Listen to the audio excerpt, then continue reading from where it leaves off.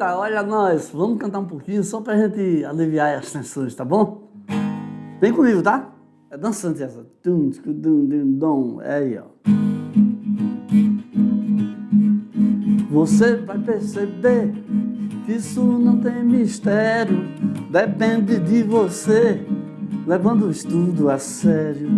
Entenda que a beleza é um caminho de luz, entenda que a surpresa é você quem produz.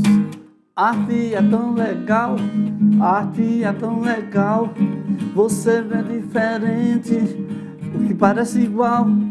Arte é tão legal, arte é tão legal, você vê diferente o que parece igual.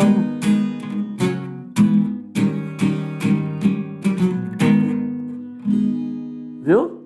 De repente a gente, né? Deu aquela agitada, mas vamos para a nossa aula aí, que nós vamos fazer agora a nossa revisão de conteúdos, né?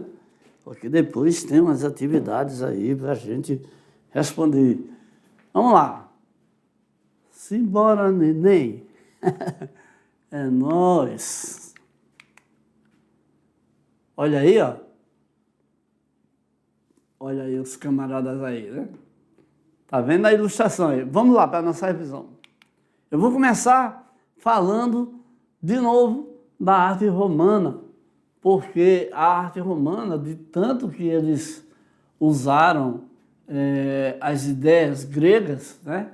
E os gregos influenciam até hoje em tudo, né?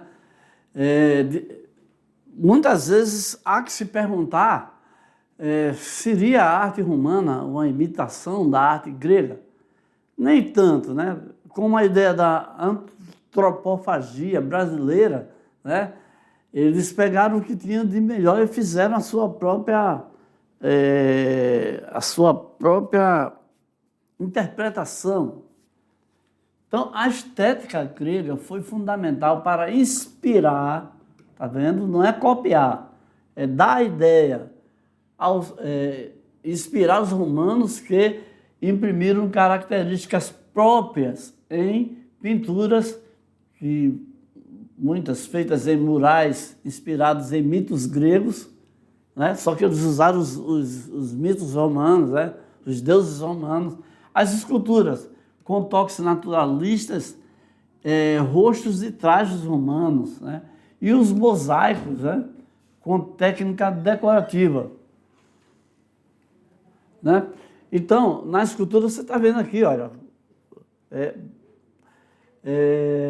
a presença, né? Todos os detalhes aí, né? A roupa também, e a pintura em mosaico, como essa encontrada aqui em Pompeia, tá bom?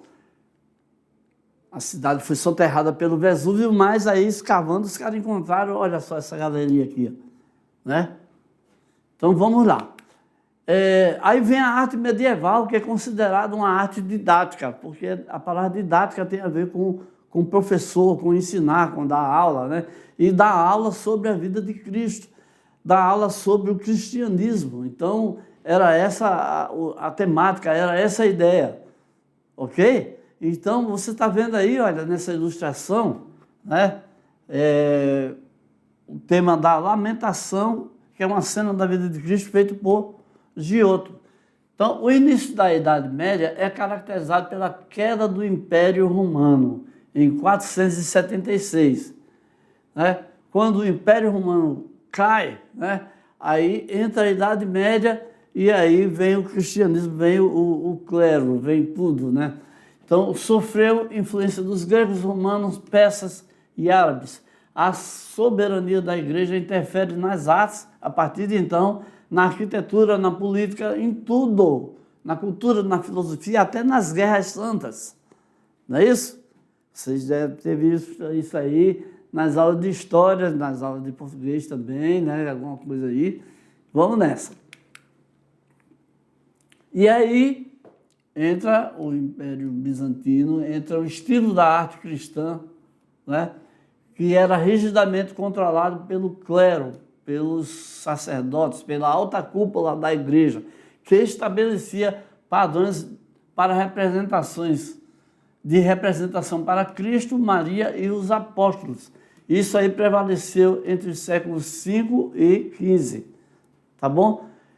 O estilo bizantino, então, tirava a liberdade do artista. O artista era obrigado a seguir todas essas regras, né, que eram impostas, inclusive sobre como o artista dá uma ligeira diferença, né, porque aqui você sabe pelo menos o nome do artista, mas no tempo lá da lei da frontalidade, você nem sabia quem fez, né? Tinha que seguir o padrão, a posição do corpo, as proporções, as cores usadas, tudo isso com o objetivo de evangelizar, de ensinar, né, o observador, né, convencer o observador. Então você está vendo aqui, olha, essa estátua aqui, aparentemente de Maria,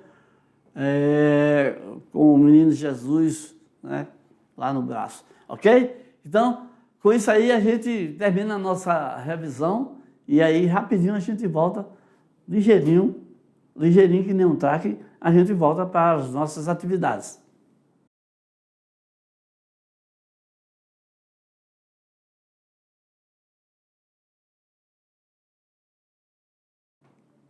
Olha aí o bonitão das tapiocas, né? Vamos nessa. Coração pulsando aí, né? E vamos para a nossa primeira questão aí. Vamos lá. Tchuki, tchuki, tchuki e tchuki. Pronto. Em uma aula de História da Arte, a professora, pode ser um professor também, tá, gente? Mostrou imagens de catedrais, vitrais, aqueles vidros coloridos, né? E manuscritos iluminados, e explicou que, na Idade Média, a arte tinha função educativa e religiosa. Então, função didática, né? Nesse contexto, né, baseado nessa ideia aí, a principal característica da arte medieval, qual era? Então, essa é a questão mais fácil de todas que a gente vai ver hoje, né?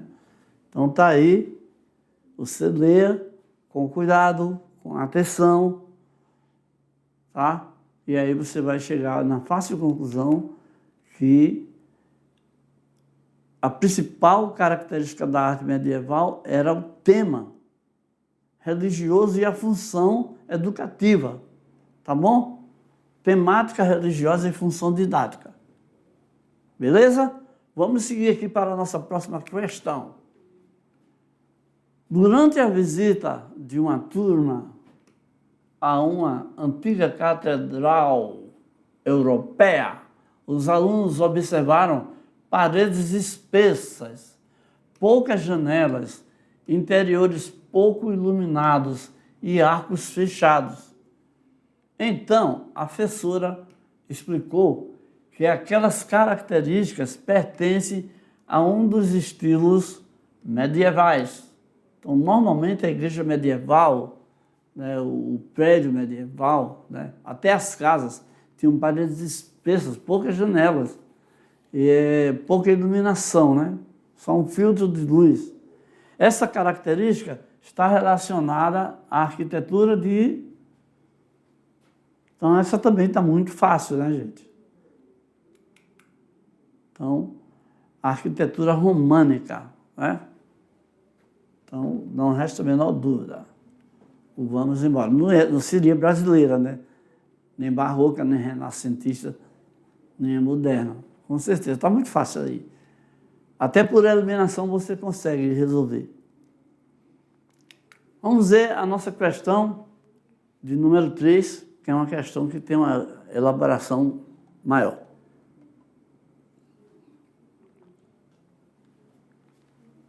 Então, em uma atividade sobre arte medieval, os estudantes leram que, no Império Bizantino, o clero controlava a representação de Cristo, Maria e apóstolos, estabelecendo padrões rígidos de imagem.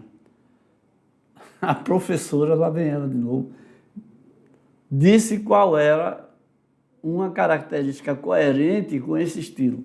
Então, deve ser uma dessas aqui, tá? Então, vamos ver aí. Vou ajudar um pouquinho. A liberdade total do artista para inventar novas cenas, destruição completa dos temas religiosos, uso de figuras abstratas sem qualquer símbolo cristão, violência formal e intencional de evangelização e valorização exclusiva do corpo humano nu. Nossa!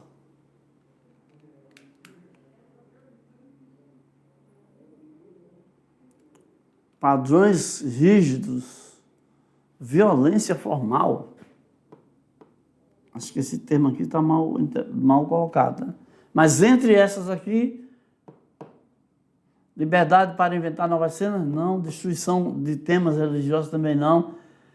Uso de figuras abstratas, sem qualquer símbolo cristão, também não. E valorização exclusiva do corpo humano nu, também não. A única que se aproxima aqui com a nossa contextualização, tá? Só essa palavra aqui que está me encabulando, tá bom? Mas a intenção de evangelização, tudo bem. Mas vamos seguir. Vamos dar uma sobrevoada aí. Decolando para o futuro. Vamos! Muito bem. Essa veio lá do Enem, né? As catedrais medievais foram erguidas com base na riqueza gerada pelos campos vizinhos. E em suas fachadas aparecem representações do trabalho agrícola. Então, essa relação entre arte urbana medieval e economia está ligada principalmente a... Então, nós temos que pensar um pouco mais, analisar um pouco mais aí, que a gente já sabe, né, que tudo da época medieval tem a ver com o clero, com o domínio da igreja, né? Então, vamos ver aí do que se trata. Então, trabalho agrícola. Então, agropecuária tem a ver com agricultura, não é isso? Então, só por aí você já tem uma dica de resposta, né? Então, eram representadas nessa riqueza toda, né? Dessas fachadas, ok? A aristocracia já não era mais feudalismo, né? Ordens monásticas não eram os dominantes. Feiras internacionais também, né? Produções regionais também não. Era um domínio do clero. Então, está aqui a nossa resposta, sem sombra de dúvida. Tá bom? Então, agora nós vamos aqui para a nossa questão, uma questão discursiva, né? Que vale a pena ler com maior cuidado. Ok? Então, em uma aula sobre arte medieval, a professora, mais uma vez, explicou que as imagens nas joias não eram apenas decorativas. Elas tinham a função de ensinar a fé cristã para uma população, em grande parte, analfabeta. Então, eu quero que você explique por que a arte medieval pode ser considerada uma arte didática. Então, falei várias vezes, essa argumentação aí não vai ser difícil para você, né? Você vai falar com suas próprias palavras. Eu sempre coloco na questão discursiva um questionamento que dá para você refletir aquilo que você viu durante a aula. Eu sempre tenho esse cuidado. Por quê? Aí vai dizer para mim, vai dizer para a sua professora aí presencial, o professor presencial, vai demonstrar o que ficou da aula para você, né? O que você recebeu aí, né? Se a nossa didática foi válida, não é isso? Então, por conta disso aí, é que eu prefiro sempre que você responda com suas palavras, que você coloque o seu pensamento a respeito dos temas estudados. Quando eu pergunto para você sobre a relação da arte medieval com essa ideologia aí didática, né? Eu lembrei de uma coisa aqui, olha só, quando os portugueses chegaram no Brasil, uma das primeiras coisas que eles fizeram foi uma missa, né? Uma celebração ritualística católica, né? E aí estava lá o padre com as roupas, com toda a simbologia cristã, né? E também o trabalho dos catequistas, né, também tem tudo a ver com... Estou quase respondendo para você, tá bom? Então, já dei aqui todas as dicas. Então, você aí, ó, responde. Eu vou mostrar uma sugestão de resposta, ok? Para você ter ideia de principais coisas que você deve lembrar na hora de responder sua questão. Vamos ver. Olha só. Você não pode esquecer de falar que a arte medieval pode ser considerada didática porque foi usada pela igreja para ensinar religião cristã às pessoas, especialmente aqueles que não sabiam ler. Então, por meio de pinturas, esculturas, vitrais e manuscritos, né, folhetos e tudo mais, a população aprendeu histórias da Bíblia, a vida de santos e valores religiosos. Então, está vendo aí como é interessante? Tudo servia para ensinar, para mostrar, para encaminhar, para deixar claro, né? Então, para ter uma divulgação maior. Tudo servia para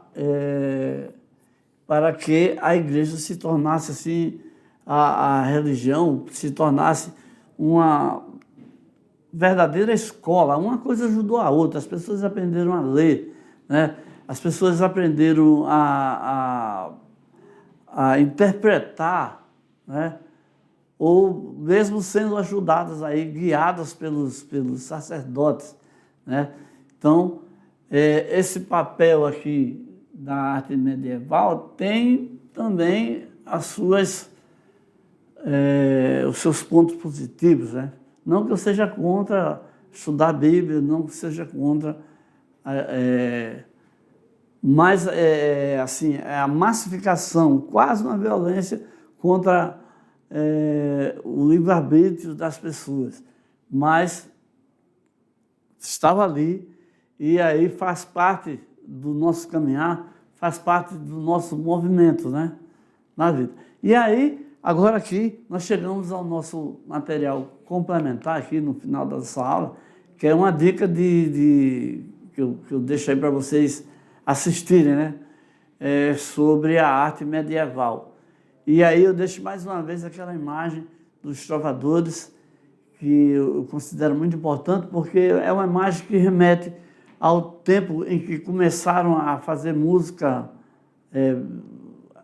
ao vivo para o público, né? Naqueles tempos, e que persiste até hoje. Hoje em dia está muito mais moderno, tem até locais de show, tem equipamento de som, iluminação, um monte de gente trabalhando. Mas está aí, tá, gente? Ok? Acabamos por aqui a nossa aula, espero que vocês tenham amado.